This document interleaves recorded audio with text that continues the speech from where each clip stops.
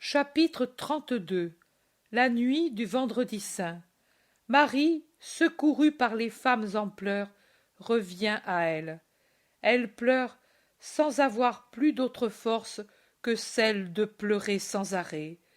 Il semble vraiment que sa vie doive s'écouler et se consumer tout entière dans ses larmes. Elles veulent qu'elle se restaure. Marthe lui offre un peu de vin. La maîtresse de maison voudrait qu'elle prenne au moins un peu de miel. Marie d'Alphée, à genoux devant elle, lui offre une tasse de lait tiède en disant « Je laiterai moi-même à la chevrette de la petite Rachel, peut-être une fille des gens qui sont dans cette maison de Lazare, comme locataire ou comme gardien, je ne sais. » Mais Marie ne veut rien. Pleurer, seulement pleurer, et demander et s'entendre promettre que l'on cherchera les apôtres et les disciples, que l'on cherchera la lance et les vêtements, et que, quand il fera jour, puisque maintenant ils ne veulent pas la laisser aller, elles la laisseront entrer dans la pièce du cénacle. Oui, si tu es un peu tranquille, si tu reposes un peu, je t'y conduirai, dit sa belle-sœur. Nous entrerons toutes les deux, et à genoux, je chercherai pour toi toute trace de Jésus. Et Marie d'Alphée sanglote. Mais tu vois, ici, tu as la coupe et le pain entamés par lui, employés par lui pour l'Eucharistie. Y a-t-il plus saint souvenir? Tu vois, Jean te les a apportés dès ce matin pour que tu les voies ce soir. Pauvre Jean, qui est là, qui pleure et qui a peur. Peur? Pourquoi? Viens, Jean. Jean sort de l'ombre, car dans la pièce il n'y a qu'une petite lampe posée sur la table près des objets de la Passion, et il s'agenouille aux pieds de Marie, qui le caresse et lui demande « Pourquoi as-tu peur ?» Et Jean, en baisant ses mains et en pleurant « Parce que tu es malade, tu es fiévreuse et angoissée, et tu n'es pas tranquille. Et si tu continues ainsi, tu vas mourir comme lui est mort. Oh, si c'était vrai! Non, mère, maman. Oh, il est plus doux de dire maman, comme à la mienne. Laisse-moi te le dire. Mais comme moi je ne trouve pas de différence entre ma mère et toi, et même comme je t'aime plus qu'elle, parce que tu es la mère que lui m'a donnée, et que tu es sa mère, ne fais pas une trop grande différence entre le fils né de toi et le fils qui t'a été donné. Et aime-moi un peu comme tu l'aimes lui. Si c'était lui qui te dise « J'ai peur que tu meures », lui répondrais-tu « Oh, si c'était vrai !» Non, tu ne le dirais pas, mais tu regretterais de t'en aller et le laisser dans un monde de loups, lui, ton agneau. Et pour moi, tu n'es pas en peine? Je suis tellement plus agneau que lui, non par bonté et pureté, mais par stupidité et par peur. Si tu me manques, le pauvre Jean sera dévoré par les loups sans avoir su donner un bêlement qui parle de son maître. Veux-tu que je meure ainsi, sans le servir, stupide dans la mort comme dans la vie? Non, n'est-ce pas? Et alors, maman cherche à être tranquille. Pour lui. Oh, ne dis-tu pas qu'il ressuscite? Oui, tu le dis, et c'est vrai. Et alors, veux-tu que, quand il ressuscitera, il trouve la maison vide de toi? Car certainement, lui viendra ici. Oh, pauvre, pauvre Jésus, si au lieu de ton cri d'amour, il entendait nos cris de deuil, si au lieu de trouver ton sein pour poser sa tête martyrisée et glorieuse, il trouvait la fermeture de ton tombeau. Tu dois vivre, pour le saluer quand il reviendra. Je ne dis pas à notre amour. Nous méritons tous les reproches pour la façon dont nous nous sommes conduits. Mais à ton amour. Oh, que sera la rencontre? Et lui, comment sera-t-il, mère de la sagesse? Maman du très ignorant Jean, toi qui sais tout, dis-nous comment il sera quand il apparaîtra ressuscité. Marthe dit: Lazare avait les blessures des jambes cicatrisées, mais on en voyait la trace, et il apparut enveloppé dans des bandes pleines d'ordures. Marie-Madeleine ajoute: Il nous fallut le laver à plusieurs reprises. Et il était faible, et nous avons dû le restaurer sur son ordre, termine Marthe. Jean dit: Le fils de la veuve de Naïm était comme étourdi, et semblait un bébé incapable de marcher et de parler couramment, si bien qu'il le rendit à sa mère pour qu'elle lui apprît de nouveau à user des biens de la vie. Et la fillette de Jaïr lui-même guida ses premiers pas. Je pense que le Seigneur nous enverra son ange pour nous dire: Venez avec un vêtement propre. Et mon amour l'a déjà préparé. Il est dans le palais. Je n'ai pas pu le filer, mais je l'ai fait filer par ma nourrice, qui maintenant est tranquille sur mon avenir et ne pleure plus. J'ai pris le lin le plus précieux, et j'ai eu la pourpre par Plotina. Et Noémie en a tissé le volant. Et moi j'ai fait la ceinture, la bourse et le talet, les brodants de nuit pour n'être pas vue. Mère, c'est toi qui m'as appris.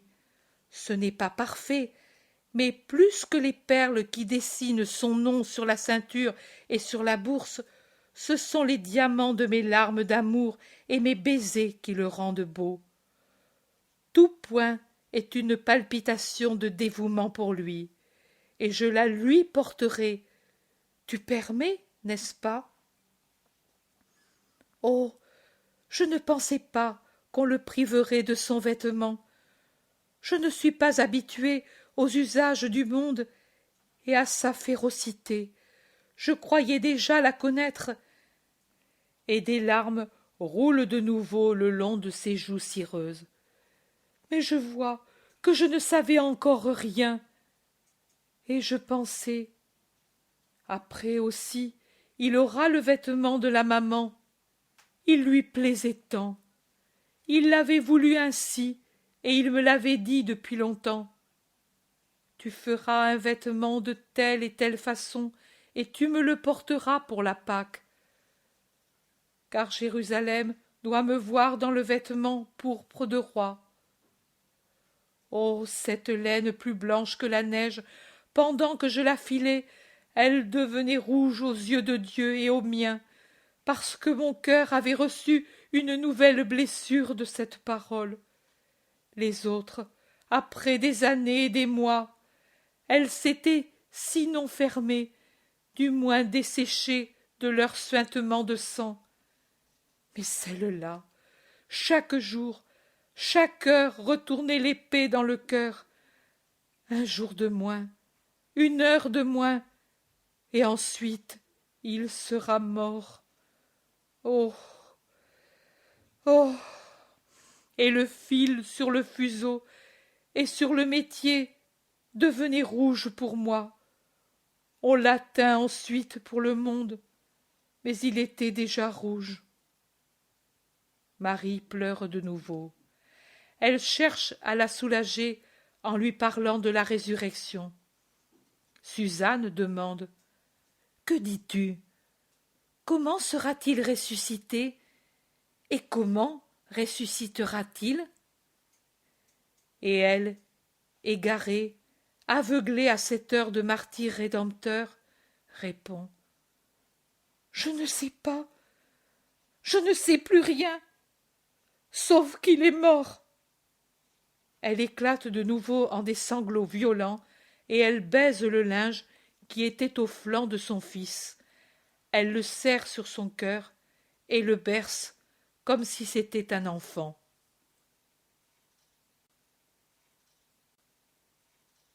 Marie touche les clous, les épines, l'éponge et crie. C'est cela qu'a su te donner ta patrie, du fer, des épines, du vinaigre et du fiel, et des insultes, des insultes, des insultes. Et parmi tous les fils d'Israël, on a dû choisir quelqu'un de sirène pour porter la croix. Cet homme est sacré pour moi comme un époux, et si j'en connaissais un autre qui ait secouru mon enfant, je lui baiserais les pieds. Mais personne n'a donc eu pitié. Sortez, partez. Même de vous voir, c'est pour moi une douleur, parce que parmi vous tous, vous n'avez même pas su obtenir une torture moins cruelle. Serviteurs inutiles et inertes de votre roi, sortez. Elle est terrible dans son emportement. Debout, raide, elle paraît même plus grande, avec ses yeux impérieux, son bras tendu qui indique la porte. Elle commande comme une reine sur le trône. Tout le monde sort sans réagir pour ne pas l'exciter davantage, et s'assoit en dehors de la porte close pour écouter ses gémissements et tout bruit qu'elle peut faire. Mais après le bruit du siège qu'elle a repoussé et de ses genoux qui frappent le sol, car elle s'est agenouillée la tête contre la table sur laquelle se trouvent les objets de la passion, on n'entend que ses pleurs sans arrêt et sans réconfort. Elle murmure, mais si doucement que ceux qui sont dehors ne peuvent l'entendre. « Père, père, pardon, je deviens orgueilleuse et méchante, mais tu le vois, c'est vrai ce que je dis. Il y avait des foules autour de lui, et à cette fête, toute la Palestine est dans les murs saints. Saints? Non, plus saints. Il serait resté tel si lui avait expiré en leur intérieur. Mais Jérusalem l'a expulsé comme le vomissement qui donne la nausée. Dans Jérusalem, il n'y a donc que le crime. Eh bien, de tout ce peuple qui le suivait, il n'a pu se rassembler une poignée qui s'impose. Je ne dis pas pour le sauver, il devait mourir pour racheter. Mais pour le faire mourir sans tant de torture, ils sont restés dans l'ombre, ou bien ils ont fui. Mon cœur se révolte devant tant de lâcheté. Je suis la mère à cause de cela. Pardonne mon péché d'orgueilleuse dureté. Et elle pleure. Dehors, les autres sont sur les épines, et pour plusieurs motifs. Le maître de maison rentre. Il était sorti par curiosité, et il apporte des nouvelles redoutables. On dit que beaucoup de gens sont morts dans le tremblement de terre, que beaucoup ont été blessés, dans les corps à corps entre les fidèles du Nazaréen et les Juifs, que plusieurs ont été arrêtés, et qu'il y aura de nouvelles exécutions pour révolte et menaces envers Rome, que Pilate a ordonné d'arrêter tous les partisans du Nazaréen et tous les chefs du Sanhédrin présents dans la ville ou même déjà enfuis à travers la Palestine, que Jeanne est mourante dans son palais, que Manahan a été arrêté par Hérode pour l'avoir insulté en pleine cour comme complice du déicide. En somme, un tas de nouvelles catastrophiques. Les femmes gémissent, non pas tant de peur pour elles-mêmes que pour leurs fils et leurs maris. Suzanne pense à son époux, connu parmi les fidèles de Jésus en Galilée. Marie de Zébédée pense à son mari, logé chez un ami, et à son fils Jacques, dont elle n'a pas de nouvelles depuis le soir d'avant. Et Marthe dit en sanglotant: « Ils seront déjà allés à Béthanie. Qui ne savait pas ce qu'était Lazare pour le maître? » « Mais il est protégé par Rome, lui, lui réplique Marie-Salomé. Oh, protégé, qui sait, avec la haine qu'ont pour nous les chefs d'Israël, quelles accusations il porte contre lui à Pilate. Ô Dieu! Marthe se met les mains dans les cheveux et elle crie. Les armes! Les armes! La maison en est pleine, et aussi le palais. Je le sais. Ce matin, à l'aurore, est venu Lévi, le gardien, et il m'a dit. Mais déjà tu le sais, toi aussi, et tu l'as dit aux Juifs sur le calvaire. Sotte, tu as mis dans la main des cruels l'arme pour tuer Lazare. Je l'ai dit, oui. J'ai dit la vérité sans le savoir. Mais tais-toi, poule mouillée. Ce que j'ai dit est la plus sûre garantie pour Lazare. Ils se garderont bien de s'aventurer dans des recherches là où ils savent qu'il y a des gens armés. Ce sont des lâches. Les Juifs, oui, mais les Romains, non. Je ne crains pas Rome. Elle est juste et paisible dans ses dispositions. Jean dit. Marie a raison. Longin m'a dit. J'espère qu'ils vous laisseront tranquille. Mais s'ils ne le faisaient pas, viens ou envoie quelqu'un au prétoire. Pilate est bienveillant pour les fidèles du Nazaréen. Il l'était aussi pour lui. Nous vous défendrons. Marie d'Alphée intervient. Mais si les Juifs font tout par eux-mêmes, hier soir, c'était eux qui ont pris Jésus. Et s'ils disent que nous sommes des profanateurs, ils ont le droit de nous prendre. Oh, mes fils, j'en ai 4. Où sont Joseph et Simon? Ils étaient sur le calvaire, et puis ils sont descendus quand Jeanne n'a pas résisté, pour aider et défendre les femmes. Eux, les bergers, Alphée, tous. Oh, ils les auront certainement déjà tués. Tu as entendu que Jeanne est mourante? Elle l'est certainement parce qu'elle est blessée. Et eux, avant que la plèbe puisse frapper une femme, l'auront défendue et seront morts. Et Jude et Jacques, mon petit Jude, mon trésor, et Jacques, doux comme une fillette. Oh, je n'ai plus de fils, je suis comme la mère des fils Maccabée. Toutes pleurent désespérément, toutes sauf la maîtresse de maison qui est allée chercher une cachette pour son mari, et Marie-Madeleine qui ne pleure pas. Mais ses yeux jettent du feu. Elle redevient la femme autoritaire d'autrefois. Elle ne parle pas, mais elle darde son regard sur ses compagnes abattues, et elle bout de leur adresser une épithète très claire, pusillanime.